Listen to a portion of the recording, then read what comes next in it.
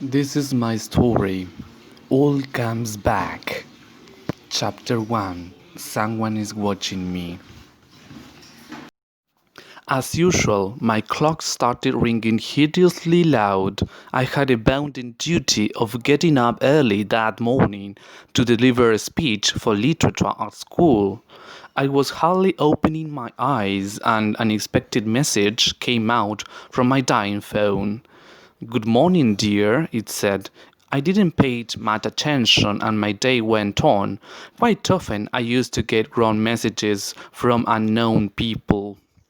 At lunchtime I was almost arriving at the high school corner when suddenly I heard a whisper coming towards some large shrubs. Psst, psst. I just glimpsed at every side, but there was nobody, nowhere, so I returned on my way as if nothing happened. My head was burning out and I had a little hangover.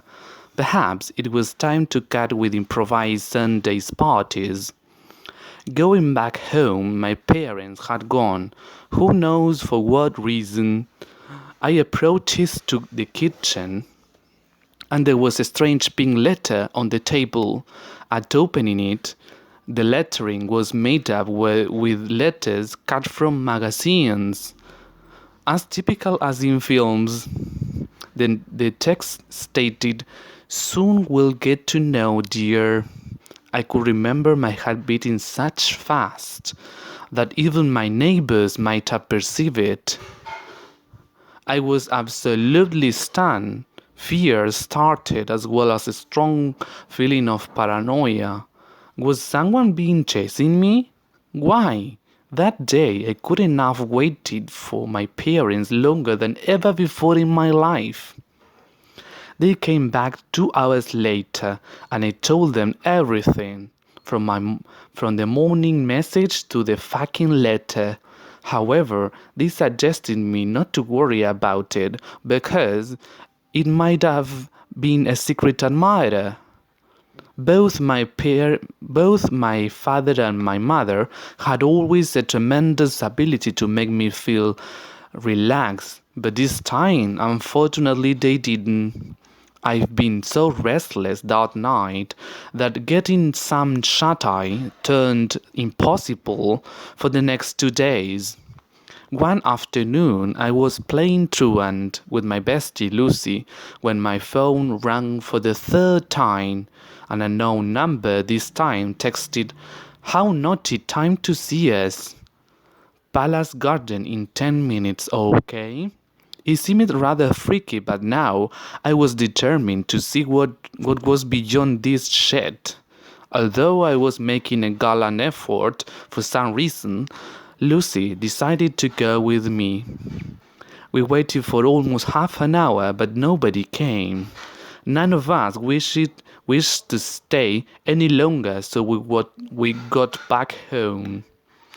We've just arrived at home and my cell phone started to ring as many times as possible.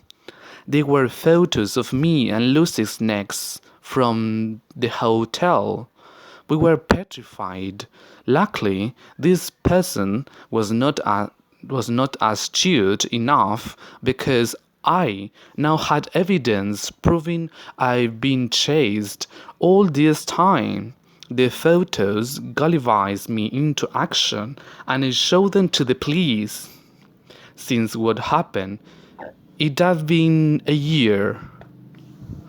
I had changed my phone number, as well as I've been recovering my confidence of going out with my friends or maybe staying at home alone. My parents had a farewell party and the opportunity finally knocked my door. I was already 17, but this night I wished so much having an older brother. I couldn't have had a better idea of inviting Lucy, because staying alone in my house sounded quite treacherous.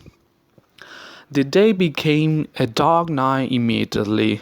However, Lucy and I were playing board games until falling asleep at 2 a.m.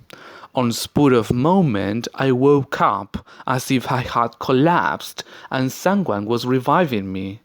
I heard some strange noises towards the garden. Rocco, my dog, started barking louder and Lucy carried on sleeping as a log. Then I came near the back door, and at that precisely moment I wondered why Rocco stopped barking. I peeked through the door, and I saw a blue eye of a man watching me with a very calm face and whispered, "I'm watching you."